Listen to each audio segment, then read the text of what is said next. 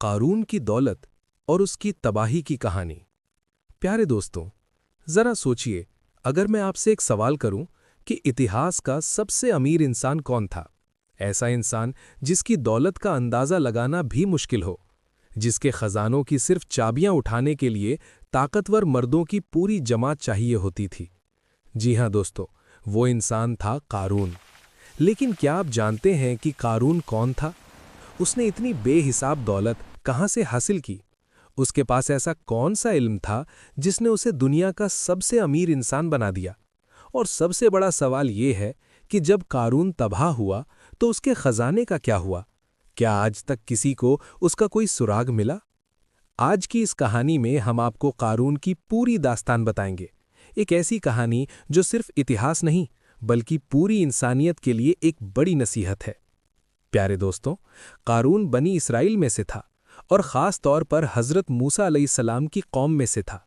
कुरान में भी इसका जिक्र मिलता है कि बेशक कारून मूसा की कौम में से था, लेकिन उसने सरकशी की। कहा जाता है कि वो हज़रत मूसा अलैहिस्सलाम का रिश्तेदार था और दोनों का नसब एक ही ख़ानदान से जाकर मिलता था। कुछ रिवायतों के मुताबिक कारून अपनी ज़िंदगी के शुरुआती दौर में बहुत नेक और इबादत करने वाला इंसान था। कहा जाता है कि वो अल्लाह की इबादत में इतना मशगूल रहता था कि लोगों में उसकी मिसाल दी जाती थी। यहाँ तक कि कुछ रिवायतों में आता है कि वो 40 साल तक पहाड़ों में जाकर तन्हाई में अल्लाह की इबादत करता रहा। उसकी आवाज़ बहुत खूबसूरत थी और जब वो तौरात की तिलावत करता तो लोग सुनकर रो पड़ते थे। लेकिन दोस्तों, इंसान की असली परीक्षा तब होती है जब उसके पास ताकत और दौलत आ जाए। कहा जाता है कि एक समय ऐसा आया जब शैतान ने उसे बहकाने की कोशिश की। पहले उसने इबादत के रास्ते से ही उसे धीरे धीरे दुनिया की तरफ मोड़ा। शुरू में कारून ने सोचा कि थोड़ी दुनिया और थोड़ा दीन दोनों साथ चल सकते हैं, लेकिन धीरे धीरे वो इबादत से दूर होता गया और दुनिया की दौलत इकट्ठा करने में लग गया।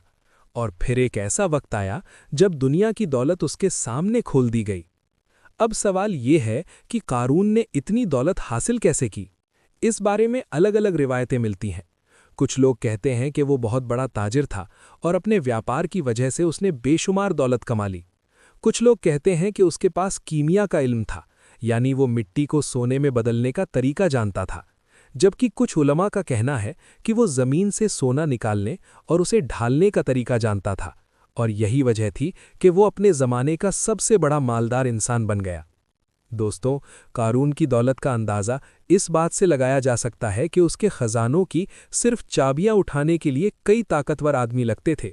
उसके पास इतने खजाने थे कि लोग उनकी गिनती भी नहीं कर सकते थे। उसके महल सोने से सजे हुए थे, उसके कपड़े बेहद कीमती होते थे, और वो हमेशा शान शौकत के साथ लोगों के सामने निकलता था। जब वो अपने काफिले के साथ निकलता तो लोग उसकी दौलत देखकर हैरान रह जाते। लेकिन दोस्तों, दौलत के साथ एक बहुत बड़ा इम्तिहान भी आता है।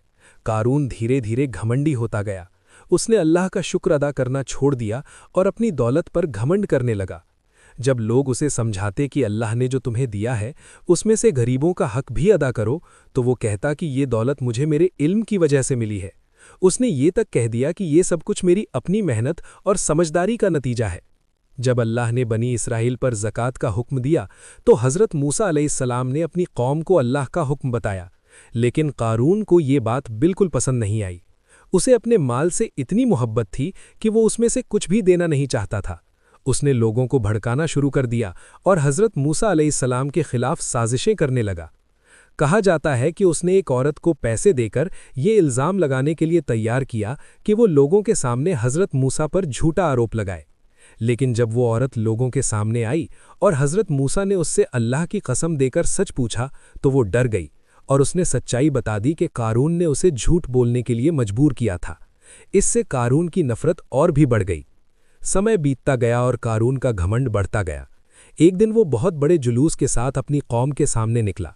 उसके खजानों की चाबियां कई जानवरों पर लदी हुई थीं और लोग उसकी दौलत देखकर दंग रह गए। कुछ लोग तो ये तक कहने लगे कि काश हमें भी कारून जैसी दौलत मिल जाती। लेकिन जो लोग इल्म वाले थे उन्होंने कहा कि अफसोस तुम पर, अल्लाह का सवाब उससे बेहतर है जो ईमान और सब्र करने वालों के लिए है। हज़रत मूसा अलैहिस्सलाम ने कारून को बहुत समझाया कि घमंड मत करो और अल्लाह की नेमतों का शुक्र अदा करो, लेकिन उसने उनकी बात नहीं मानी और उल्टा उन्हें चुनौती देने लगा। आखिर वो दिन आ गया जब अल्लाह का फैसला हुआ। हज़रत मूसा अलैहिस्सलाम ने अल्लाह से दुआ